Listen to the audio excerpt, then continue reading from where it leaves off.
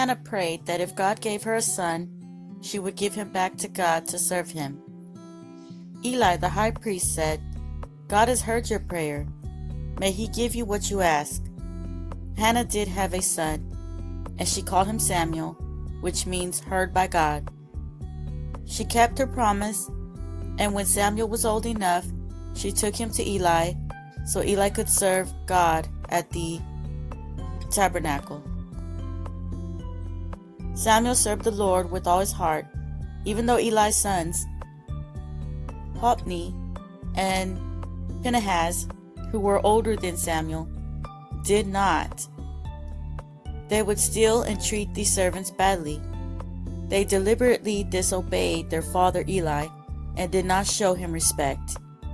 The greedy pair got fat from feasting on all the best offerings that were supposed to be sacrificed to God. One night, God spoke to Samuel about Eli and his sons.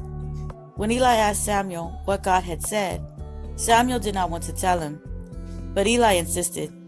Young Samuel broke the bad news that Eli and his sons were going to die in the near future. Eli knew he had let his sons do wrong, and God was not going to let them get away with it anymore. "Let the Lord do what he thinks is best," Eli said, as he hung his head in sadness and shame. Sometime later, after a defeat in a battle with the Philistines, the Israelites had an idea how to defeat their enemies. They thought if they carried the Ark of the Covenant of the Lord into battle, they could not lose. The Ark was holy and a symbol of God's presence and power. Foolishly, Hophni and Phinehas and other priests carried the Ark of the Covenant into battle against the Philistines the next day. Eli put a chair just outside the city gate so he could get the news about the battle as soon as possible. He was very old now and could hardly see. Finally, a messenger came running from the battle with news. The Israelites had been beaten badly with the loss of over 30,000 men. "I'm sorry to tell you this, Eli, but your 2 sons were killed, and the Philistines have captured the Ark of the Covenant of the Lord." A shocked Eli threw himself back, and his chair fell backwards. Eli broke his neck and died. Everything God had told Samuel years earlier had come true. So now the Philistines had the Ark of the Covenant of the Lord. They took it back with them to the town of Ashdod and put it in the temple next to their fish god, Dagon. That night, a strange thing happened. The stone god, Dagon, fell face down in front of the Ark of the Covenant of the Lord. The Philistines gathered and hoisted Dagon back up again. The next morning, when the Philistine diviners showed up, Dagon had fallen again before the Ark of the Covenant. But this time his arms were broken off, and his head was in the doorway of the temple. The diviners were shocked. They called the leaders of the Ashdod and said, "We had to get rid of the Ark. Not only has Dagon been damaged, but the people of the town are all getting sick." The leaders agreed. "Let us send the Ark to the city of Gath." And so they did.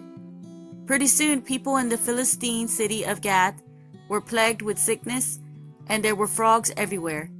So the citizens of Gath decided to get rid of the Ark and send it to the nearby city of Ekron. The people of Ekron had already heard about what happened in Ashdod and Gath. So when they saw the Ark coming over the hill to their city, they cried, "No, we don't want the Ark." Even before it had reached their city, people were falling sick and being plagued by frogs. The Ark was moved on to 5 cities in all and remained in Philistine territory for a total of 7 months. the troubled Philistines took 2 cows and hitched them to a cart in the middle of a field. The ark and a guilt offering was placed in the cart.